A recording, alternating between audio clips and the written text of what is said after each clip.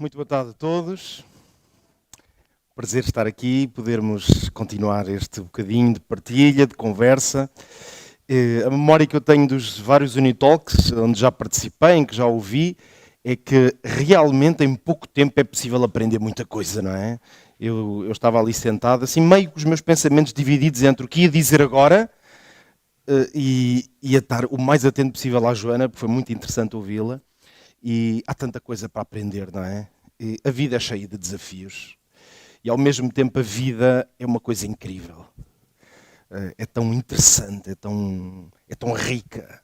Ou não fosse isto tudo, uma coisa pensada por Deus. E é por isso que viver é uma coisa interessante. Às vezes é extremamente difícil. Extremamente exigente. Como são quase todas as coisas boas e ricas da vida. São exigentes. Puxam por nós. Os que são casados, por exemplo, entendem bem o que eu quero dizer. É uma maravilha ser casado, é muito exigente. Os que são pais, é uma coisa extraordinária ser pai. É extremamente exigente. E quase todos os grandes desafios da vida são assim, porque a vida foi construída assim. É uma coisa soberba poder viver e ter desafios, mas quando temos que os enfrentar é complicado, não é?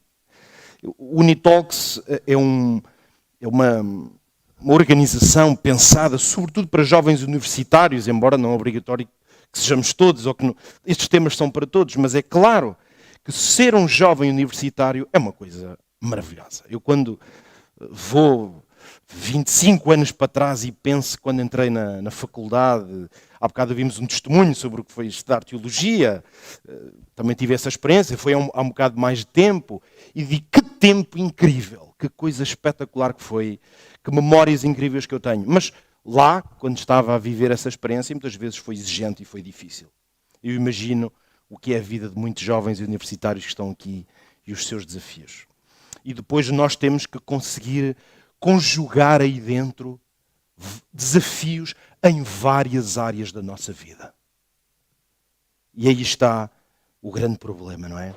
A vida é multicolor, é multifacetada, está cheia de pequenas nuances.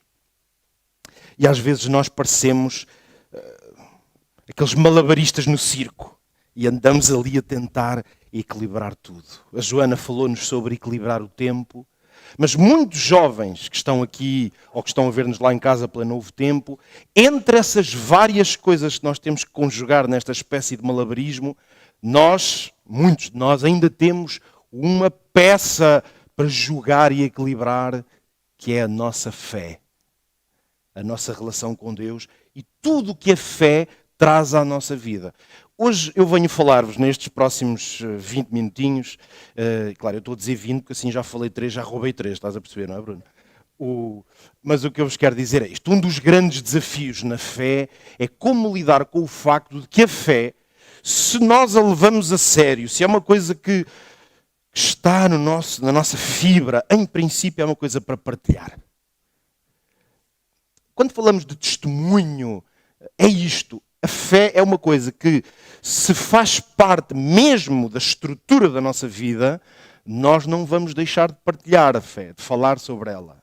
Mas, quando somos jovens, e somos jovens universitários em particular, existem pelo menos 99 razões, boas razões, para não falar de Jesus, para não tentar que equilibrar essa coisa. Ainda por cima isso de falar de Jesus e dar testemunho, isso é uma coisa dos pais e dos avós, não é? Parece uma coisa mesmo velha. Não me falem de ter que falar de Jesus, como se isso ainda, no meio de tudo o que é a minha vida, ainda tenho que equilibrar mais esta bola, agora ainda tenho que ter um peso de ter que falar de Jesus. Só isto já é uma dificuldade. Eu venho falar-vos sobre isto. Vou começar por vos falar do Ricardo, ok? Acompanhem-me a mim aqui, que vou definir-vos quem é o Ricardo. O Ricardo tem 21 anos, ok? Está na faculdade, é estudante de engenharia. O Ricardo nasceu numa família cristã, a igreja, portanto, e a fé é parte da sua identidade. O Ricardo, na verdade, não conhece outra coisa se não ser cristão. Isto faz parte da sua vida, mas a verdade é que muitas vezes, sente-se longe de Deus. Mais do que isso, muitas vezes o Ricardo reconhece que, embora ser cristão é aquilo que é a sua própria natureza, grande parte do tempo ele sente-se longe de Deus, sente que não tem maturidade e profundidade na sua relação com Deus. É por isso que o Ricardo é um rapaz com 21 anos que, quando ouve certas histórias, lê um testemunho e vê pessoas, às vezes até jovens, que têm uma grande experiência com Deus, às vezes isso toca-o. E ele sente-se inspirado e tem aqueles momentos que diz: eu gostava de ter uma experiência destas com Deus.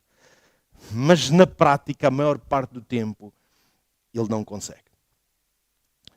E sempre que se fala da ideia de dar testemunho da fé, mas há um detalhe muito importante nesta história de que eu estava a contar-vos sobre a experiência do Ricardo. É que às vezes o Ricardo sente pena, para não dizer até uma certa tristeza, de não conseguir partilhar um pouco da sua fé, da sua história de vida com os seus colegas. Isso é uma das coisas que ele se sente vontade de fazer e ao mesmo tempo sente-se um bocado falhado por viver uma espécie de dualidade entre o que é o mundo da fé e da igreja e o que ele vive na faculdade. É um rapaz social, conhece muita gente, mas quando olha para os colegas é como se eles não fizessem ideia do que é a tal parte da sua vida que tem a ver com a fé, com Jesus. E isto, às vezes quando está em casa a pensar sobre isto, quando à noite faz uma oração a Deus, assim mesmo rápida, com frequência isto é uma das coisas que lhe causa tristeza. Porque apesar destas lutas o Ricardo não quer afastar-se de Deus, nem põe sequer na mente dele afastar-se dos valores que tem, que é a sua estrutura. Mas um rapaz que conhece algumas 50 pessoas na escola, neste caso na faculdade, e na verdade ninguém sabe o que se passa e essa outra parte da vida dele. E às vezes o Ricardo sente uma tentação, mas é uma das boas. Ele sente a tentação de quebrar isso e de começar a partilhar um pouco de forma mais natural do que é a sua fé. Mas quando ele sente esta tentação, é aí que vem um problema. Ele encontra pelo menos sempre 9 razões para não falar de Jesus. 9. É uma coisa curiosa, mas é sempre isto que acontece. 9. Ora, como esta história, esta tentação já lhe aconteceu 11 vezes, desde que ele está na faculdade, está no 2º ano, ele já sentiu 11 vezes a tentação de começar a falar mais da sua fé, da sua vida espiritual. Mas de cada vez que pensa nisso, vem-lhe à mente 9 razões para ele não fazer. É por isso que ele já tem quantas? Tem uma lista com 99 razões para não falar de Jesus. Vou-vos contar aqui algumas. Vou ler para ser rápido. Primeira, a maioria dos colegas nem sequer crê em Deus. São ateus. Primeira razão, ele diz, não vale a pena. Segunda, mesmo que alguns até o ouvissem por amizade ou estivessem disponíveis para isso, na verdade o tema não lhes interessa. Portanto, ia ser só uma seca. Era só forçá-los. Segunda razão. Terceira, alguns provavelmente iam gozar, mandar umas bocas, se calhar ia ser um bocado constrangedor para ele. Terceira, mesmo que alguém até de repente, que ele não está a imaginar, tivesse interesse no tema e quisesse ouvi-lo sobre isso, às tantas iam-lhe fazer perguntas complicadas e ele depois não conseguia responder, ficava pior do que quando começou. Quinta razão, ele tem dúvidas sobre várias coisas, mesmo da vida espiritual. Às vezes o Ricardo está convencido, tem mais dúvidas do que certezas. E ele diz, eu só acho que afinal só vou falar de Jesus quando tiver certezas sobre tudo. Mas há mais. Sempre que ele sente uma espécie de coragem para avançar, e há dias que ele levanta-se e diz, pode ser, às vezes até chega a fazer uma oração de manhã e a dizer a Deus, Senhor, dá-me força, se calhar é hoje que eu vou falar a alguém da minha fé. Parece que nesses dias, depois o momento certo nunca aparece. Mas há mais 2 ainda importantes. Ele já ajuda na igreja. Tem várias tarefas, ajuda em várias coisas na igreja. Logo, vamos ser honestos, ele diz assim, também não sou obrigado a estar a dar testemunho da fé, porque eu já ajudo Deus de muitas maneiras. E depois vem uma muito importante. Ele não tem jeito nenhum para falar, não tem um dom de palavra, e portanto, estar a falar com as pessoas sobre a fé, quando ele não sabe, a maior parte das vezes nem sabe muito bem o que é que há de dizer, o melhor é estar calado. Não sei se contaram quantas é que eu disse. 8. Algum jovem universitário aqui consegue lembrar-se de mais uma para a lista do Ricardo? Não. Quero dizer aqui em voz alta? É difícil, não é? Até porque agora decorar a lista. Mas eu tenho mais. Eu tenho aqui a nona destas. Esta é só uma das listas. A nona razão para o Ricardo não falar de Jesus é que, no fundo, ele não gosta nada de o fazer. E não vale a pena tentar insistir em fazer uma coisa que não se gosta. Agora, eu não vou arriscar, como a Joana, a perguntar quem vive esta experiência, quem se revê nestas listas. Eu só estudei numa faculdade adventista, mas se eu pensar, quando andei no 11º, no 12º ano, com 17 ou 18, estas estavam todas na minha lista. E o Ricardo, afinal, sou eu. Mas quando eu tinha 17, 16, 15 anos. Mais tarde, eu mergulhei, precisamente de viver isto que eu acabei de escrever, para um grande alívio. Saltei do liceu para uma faculdade adventista. E não precisei de andar 4 anos ou 5 a ter esta luta, porque lá, ao menos, era tudo cristão e nem era preciso estar muito bem a pensar em dar testemunho. Isso é um alívio tremendo. Mas a maior parte dos que estão aqui sentados não tem esse alívio. E, portanto, vocês são o Ricardo. Vivem esta realidade, provavelmente, grande parte do vosso tempo. E os próximos minutos, o que eu vos queria deixar eram 3 razões para equilibrar estas 99. E elas estão baseadas naquilo que eu depois vim a viver, a descobrir e a experimentar ao longo da minha vida, já como pastor. Claro, também tive que dar testemunho muitas vezes da minha fé, mas também a ver outros e a luta de outros. E ao longo do tempo eu formulei para mim próprio 3 pilares que, posso dizer-vos, são basicamente os pilares que ainda hoje eu assento a minha estrutura quando se fala de dar testemunho. Pode ser que vos seja útil. Eu descobri que muito daquilo que era o beabá, o que parecia o óbvio sobre esta coisa de dar testemunho da fé, na verdade era a principal razão. Só em si já era um impedimento. E eu tive que tirar, mesmo como pastor, de qualquer maneira eu era tão jovem quando comecei nesta missão, tive que tirar da minha frente muitos preconceitos que eu próprio tinha formado, das coisas que fui ouvindo e aprendendo ao longo do tempo. E são essas 3 coisas que eu queria partilhar convosco. Para quebrarmos a dificuldade de darmos testemunho da nossa fé em ambientes e com tantas razões para o não fazer. Aqui vão elas. A primeira delas, nós precisamos de aprender a respeitar a nossa individualidade. E isto é uma das maiores lutas da fé, especialmente na igreja, no mundo da fé organizada. Nós crescemos muitas vezes num ambiente onde há uma pressão enorme à nossa volta para nós não sermos exatamente quem somos.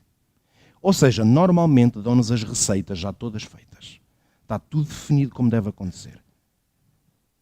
E às vezes a igreja parece que até já cria os mecanismos para nós fazermos as coisas, não é? Ou seja, o testemunho que ainda pode quebrar estas 99 razões é estar assente em quem vocês são.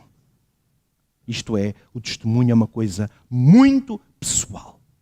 Deixem-me explicar isto melhor. No meio cristão, nós tendemos muitas vezes a desvalorizar a importância de nos conhecermos e de sabermos quem somos.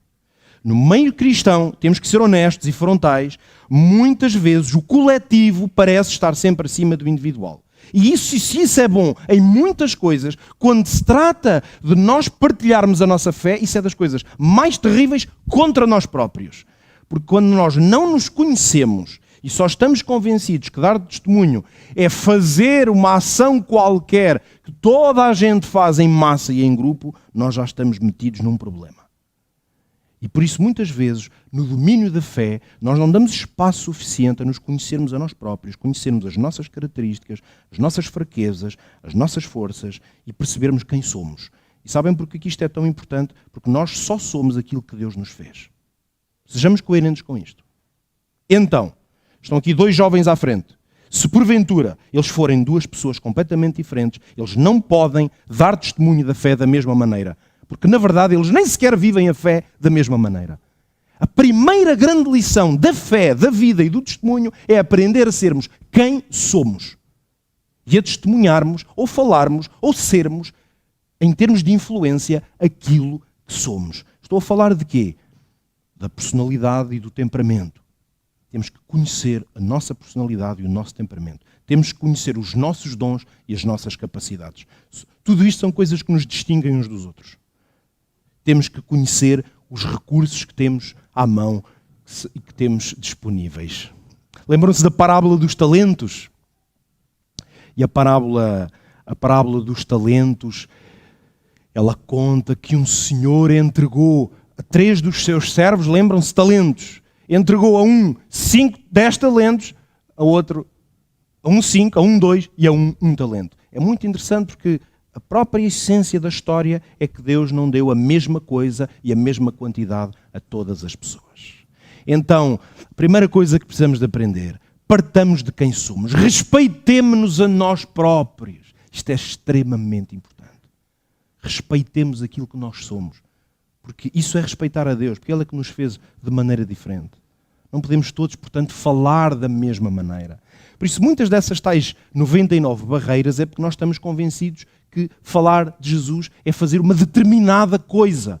Mas é que não tem que ser essa. Tem que ser aquela, sobretudo, estamos a começar, que parte daquilo que eu sou. Eu vou-vos contar uma história, que vou dividi-la aqui, é uma história muito pessoal da minha vida, já como pastor, a história, no fundo, ela já contém os 3 elementos. Mas eu vou começar agora. Sabem que eu sempre tive que lidar com um desafio grande no meu ministério. Eu sou uma pessoa muito mais introvertida do que parece e do que as pessoas podem imaginar. Eu, toda a minha juventude, fui uma pessoa introvertida. Não extrovertida. Eu não tenho facilidade em falar com pessoas que não conheço. Sempre fui assim. E depois, quando vim para o ministério, eu comecei a verificar como isso era um problema. Eu tenho dificuldade em abordar pessoas que não conheço. Mas mais do que isto, uma coisa que é completamente contra a natura para mim é tentar convencer alguém de alguma coisa que a pessoa não quer. É por isso que eu seria um péssimo vendedor, fosse onde fosse, em que domínio. Aliás, eu comportei durante uns tempos e eu fui um fracasso total. Porque eu não gosto de convencer ninguém, mas há pessoas que têm uma capacidade de convencer o outro, seja até usando as emoções. Eu, como sou talvez mais do domínio do racional, às vezes até uma pessoa muito cética, eu não gosto nada de convencer ninguém de nada. E comecei a ter que me confrontar com isso, estão a ver, na minha própria vida. Um dia, a primeira parte da história é esta, um dia um senhor, um irmão da igreja, apresentou-me uma senhora. E aquela senhora era tão expansiva, tão extrovertida, que a primeira coisa que ela me fez foi convidar-me para ir à igreja dela. Que não era a mesma fé que eu professava. E eu fui-lhe apresentado como sendo pastor. Enfim, eu tive muito gosto em a conhecê-la, disse-lhe qual era a igreja que eu frequentava, mas agradeci o convite que ela me fez. No domingo seguinte, por acaso eu não tinha nenhuma atividade naquele domingo e não sei porquê, quando me levantei de manhã, ela veio-me à mente, porque aquilo foi uma coisa que passou. Ela convidou-me, eu também lhe disse, mas era quase como uma pequena obrigação, não é, que nós cumprimos. Mas no domingo a seguir, levantei-me e aceitei o convite dela. E fui exatamente ao lugar onde ela me tinha convidado para ir.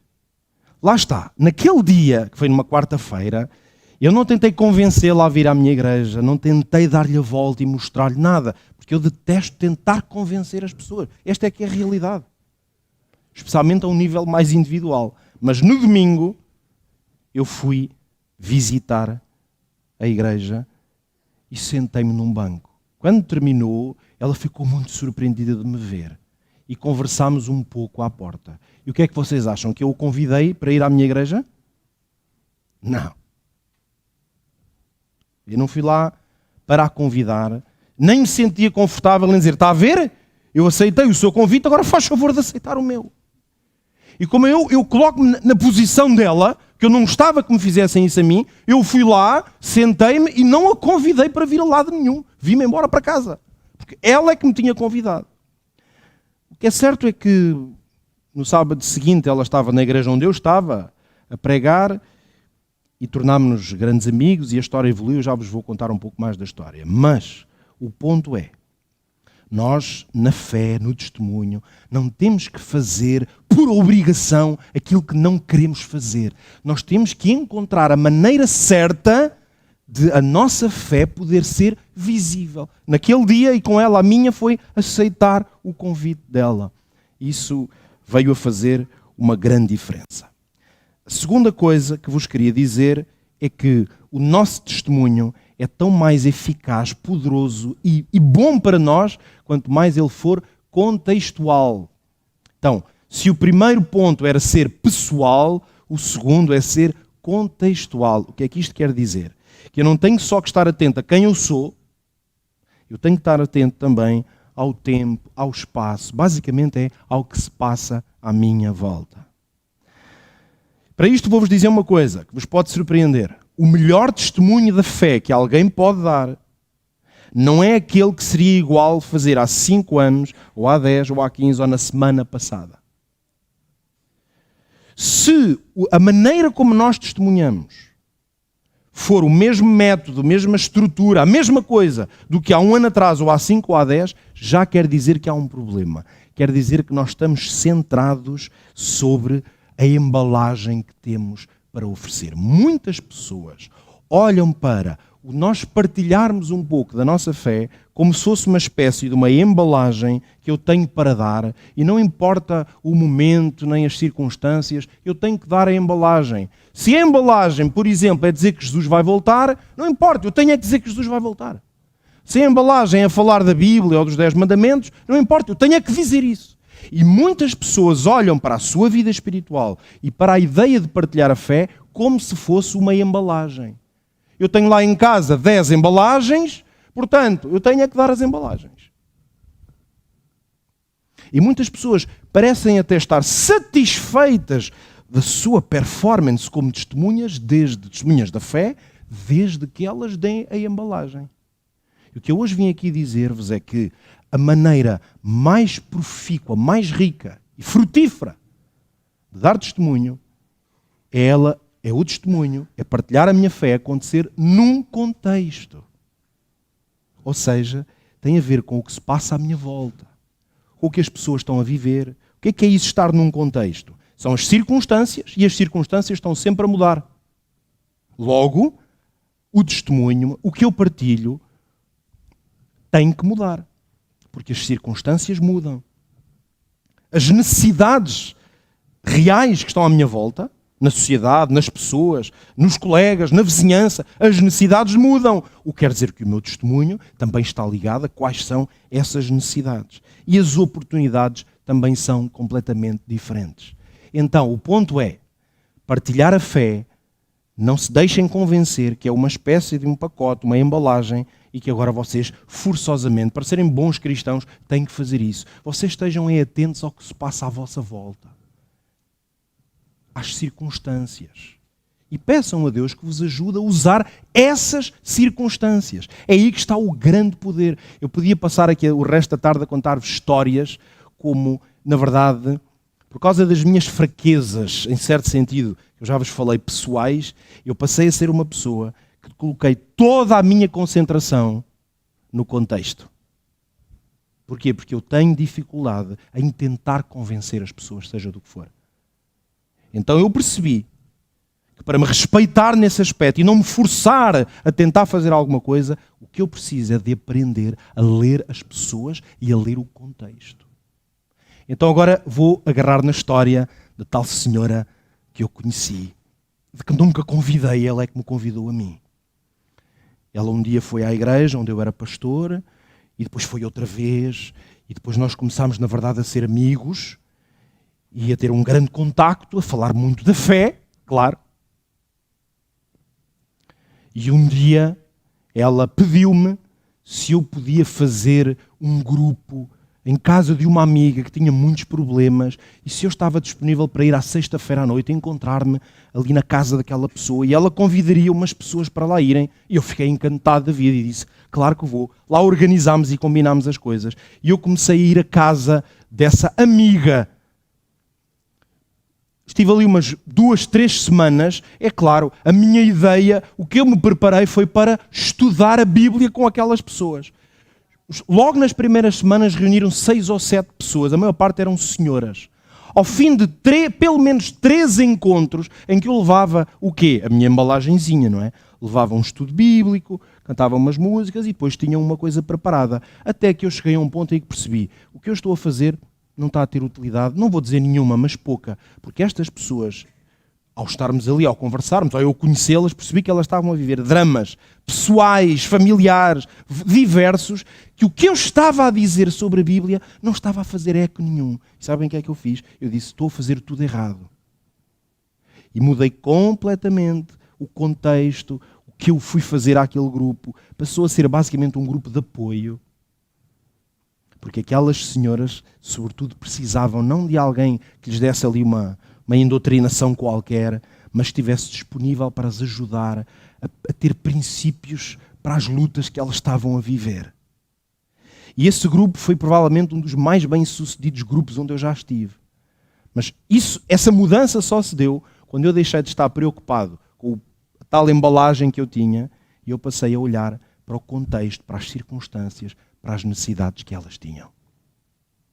E finalmente, quero dizer-vos que a terceira forma de tornar a nossa partilha, o nosso testemunho da fé forte, muito mais, não apenas agradável, mas frutífero, é aquele, além de ser pessoal, baseado em quem eu sou, ser contextual, estar atento ao que se passa à minha volta, o nosso testemunho tem que ser o mais relacional possível. E o que é isso? É privilegiar as relações com as pessoas. Falar a alguém da minha fé, da minha experiência com Deus, às vezes pode ser uma maneira de manifestar egoísmo. E eu tenho encontrado isto muitas vezes na minha experiência, na minha partilha com as pessoas. Vou-vos dizer isto, talvez seja um bocado duro aquilo que eu vou dizer. Mas mesmo que as intenções sejam boas, eu não estou a julgar as intenções, mas às vezes a ideia e a prática da partilha de fé é uma coisa extremamente egoísta. Porque às vezes nós não estamos preocupados com as pessoas, só estamos preocupados com o nosso produto.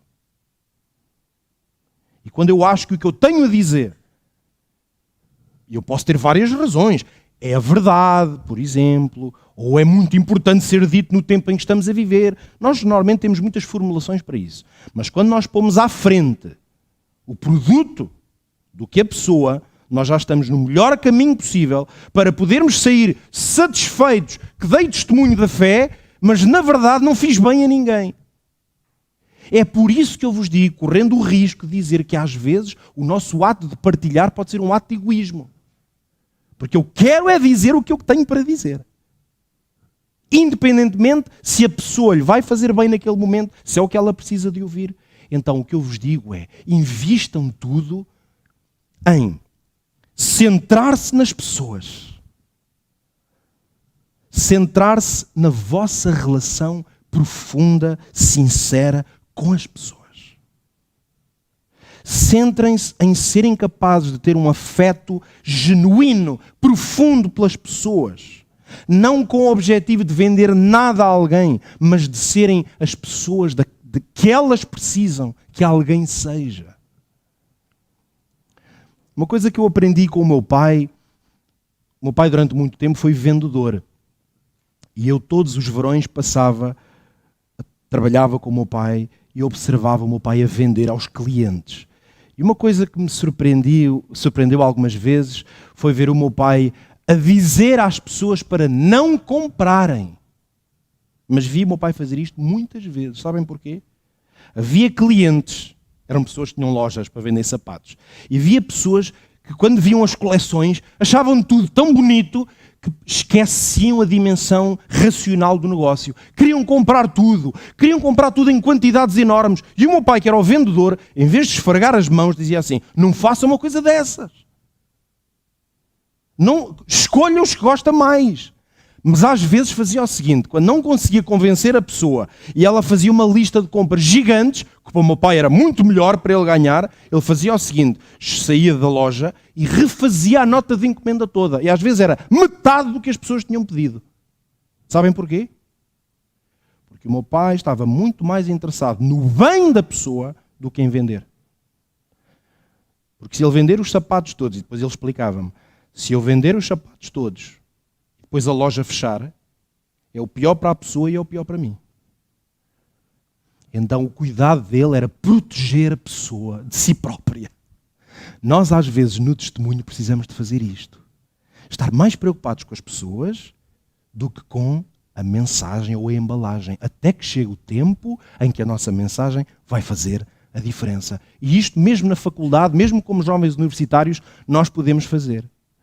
E agora termino dizendo-vos o seguinte. Um dia, no tal grupo, onde aquela senhora, que eu não convidei, mas que me convidou a mim, e que depois fui fazer um grupo com ela, mudei completamente a estratégia daquele grupo, porque percebi o que se passava com aquelas pessoas. E não era o que eu tinha para lhes dizer, naquele momento que era o mais importante. E um dia esta senhora diz-me assim, pastor, esta semana vou trazer a minha irmã ao grupo. Neste caso era uma irmã de sangue dela. E ela avisou-me logo, ela é uma pessoa assim muito espontânea, não se admire se ela disser alguma coisa. Parecia que ela estava-me a querer preparar para qualquer coisa. E então nesse dia veio essa senhora e quando ela chegou ao grupo nós começámos a conversar e a certa altura, quando ela percebeu que era o contexto, começou a falar, levantou assim a voz um pouco e disse, pastor, não me leva mal, mas eu vou-lhe dizer uma coisa, eu não acredito que Deus exista, mas se existe, Ele é horrível. Disse textualmente, nunca mais me esqueci destas palavras como se estivesse a ouvi-las hoje. Eu acho que Deus não existe, mas se existe, que já é uma frase um bocado complexa, não é? Se existe é horrível. Bom, eu já não me lembro muito bem o que é que respondi. Mas o que é certo é que ela continuou a ouvir. E agora querem saber o que aconteceu. Esta senhora, esta irmã, os meses passaram-se e nós tornámos-nos verdadeiramente amigos. Eu às vezes passava no trabalho dela para cumprimentá-la, para ver como ela estava. Um dia, ela veio ter comigo e pediu-me se individualmente eu podia estudar a Bíblia com ela para ela conhecer melhor Deus. Foi uma das coisas mais surpreendentes que eu já vivi. Isto foi meses depois de ela ter dito que Deus era horrível. Mas na verdade eu sei que isso só aconteceu porque durante muitos meses, em vez de a tentar convencer se fosse do que fosse, eu desenvolvi uma grande amizade com ela. Tornámos-nos genuinamente amigos. E isso fez uma grande diferença para ela querer ouvir-me, para eu poder influenciar a vida desta senhora.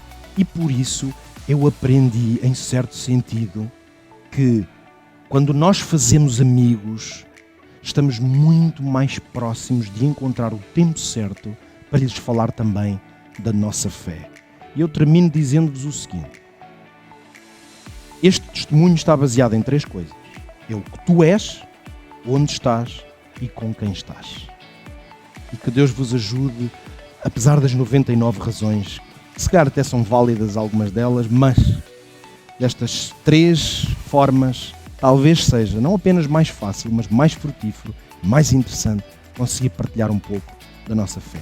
É o que tu és, é onde estás e depois é com quem estás. Deus vos ajude a fazer isto.